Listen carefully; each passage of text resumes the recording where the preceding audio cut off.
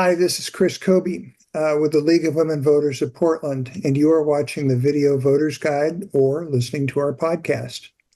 We're here today to talk with candidates running in the May 20th, 2025 special election.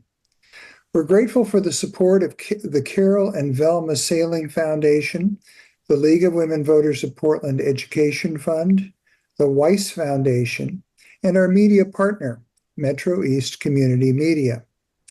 With me is Christy Splitt, running for the office of Portland Schools Board in the May election.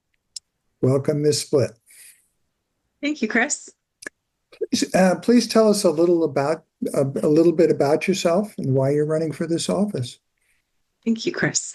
So for the last 4 years, I have had kids in our local elementary school, actually 5 years, but one of those years was online mostly.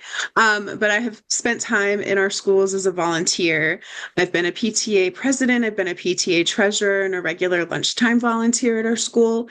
And it's especially those lunchtime shifts where I've really gotten to see all of the kids and all of the staff in our school. And I've gotten to see the magic that can happen in a well-functioning public school here in Portland. I've also gotten to see the barriers and gaps that exist at our schools, and I've also seen the relationship between the district and the schools be less than what we want it to be.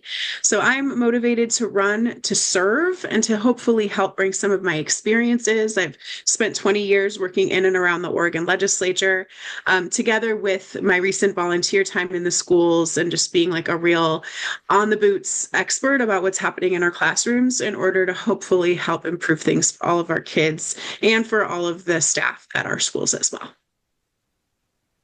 Okay, what is your understanding of the primary functions and responsibilities of a public school board member? Absolutely. So first and foremost, we hire and evaluate the superintendent who runs the day-to-day operations of the school district. We have an important role, though, in setting the vision, mission, strategic plan of the district in partnership with our staff. We also adopt budgets, we ratify contracts with our union workforce, and we also pass and alter policies that kind of underlie how the school district functions. I'd also say that where I really want to lean in and what I think is a really cool role of school board members is being a liaison between the district and the schools, between the district and the community and voters, and also a liaison from the district to the state as we have discussions about school funding, which is, of course, a state issue. How would you address the issues facing the district schools that you consider most urgent? Yeah, I'd say most urgent need at our schools right now is having more resources. We've seen cuts at my elementary school for 4 straight years, and every time those cuts hurt.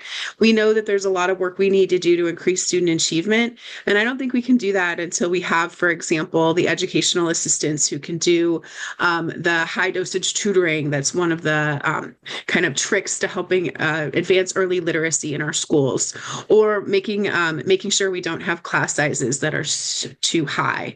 So I would say getting school funding in the door so that we have the resources to do the work that we need to do for our kids is number one on the list. What are your thoughts about the student use of personal cell phones while school is in session? Yeah, I think cell phones should be off and away during school hours. I do have some issues with how this policy has been implemented in some places. I don't love the expensive Yonder pouches, for example. I much prefer a plan that allows for kids to get their phones if they need to go off campus or if they have an emergency and need to reach a parent, or not even an emergency, just an urgency and need to reach a parent. So I'd like to see a system that's put in place so that we can kind of find that balance between the phones being off and away, but also making sure that they're available when they're activated. You are listening to the Video Voters Guide interview and podcast of Christy Splitt, who is running for the office of Portland School Board. The next question we've got for you is, how would you ensure educational equity? I love this question. I think it's actually a really important aspect of our work here in Portland is that we know that our low income students and our students of color are not doing as well in school as their white or higher income peers. And this is a top priority, not just for me, but for our superintendent and the rest of the school board as well. I think we have the policies in place and the values are right as far as making sure we're devoting additional resources to support those kids in those schools that have more kids that need extra support. We're just not seeing the needle move yet. And so I'm really interested in figuring out how we can not just have the right values and plans, but actually see those plans lead to the results that we're all looking for. And I'm really excited to see the superintendent, Dr. Armstrong, at our school, at our district, who has those plans in place. And so how can we hold her accountable to those plans and give our teachers and classrooms and schools the resources they need to achieve those goals? What role should the school board play in a threatened or actual strike of school employees? Yeah, I think school board members have a role in helping keep the temperature low.